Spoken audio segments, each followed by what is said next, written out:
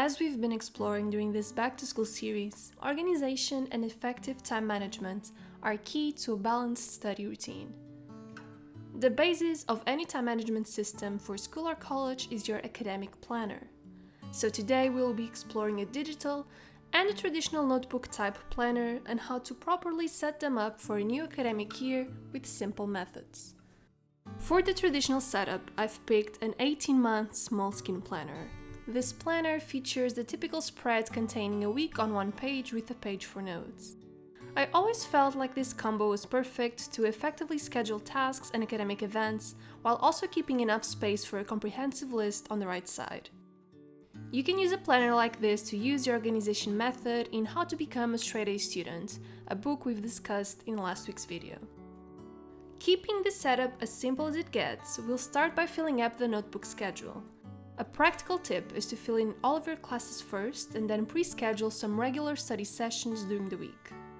Even if you have to move things around later, time blocking these sessions as part of your study routine can give you a boost of motivation and discipline in the long run. Once you have dates for most of your assignments, quizzes, and exams, it can be useful to use a monthly spread to schedule them.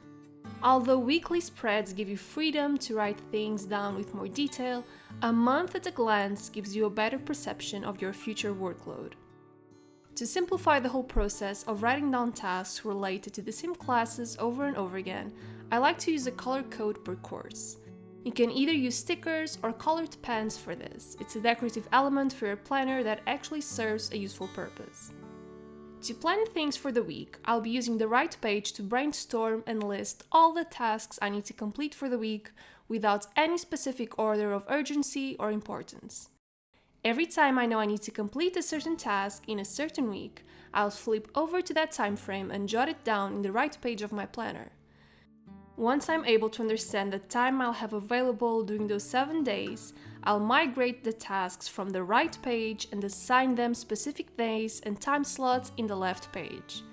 Each time a task is migrated, you can either cross them over or use a cross to signal that the task has been successfully scheduled.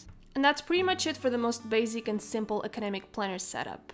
You do not need a complicated setup or organization system to stay on track with all of your work, so keeping it simple in the beginning and building it up from there can be very useful in the long run.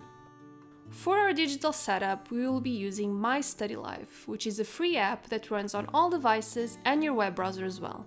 You can sign in with your Google account, so it guarantees that everything you plan is synced between all platforms. My Study Life features 4 main components that you can use for your setup: a calendar with a layout very similar to the ones you can find in other mainstream calendar apps, a main list for tasks, a schedule, and a place where you can input important information about exams and assignments. Before you start adding in your information, it's important to go to Settings and redefine your preferences. Your default start time, class duration, as well as the time format and starting weekday are all settings you should update before you do anything else on My Study Life. After you set up your preferences, you should start by adding a new academic year. This initial setup will allow you to add classes, a schedule, and assign a color code for your tasks. By adding class information, you'll be also automatically creating your schedule in the Schedule tab. The repeating format will be set up according to your initial preferences, so you can either have the same classes every week or with other type of rotation. After setting up your classes and schedule, you can start filling in information about assignments, tests, quizzes, and group work in your dedicated Exams tab. Finally, the Tasks tab should be used for everyday work like doing homework, solving problems, and do your class reading. As always, it's important to use detailed information while scheduling tasks. You can schedule assignments, reminders, and revision, which allows you to use the reminder/task system you were devising on our paper planner.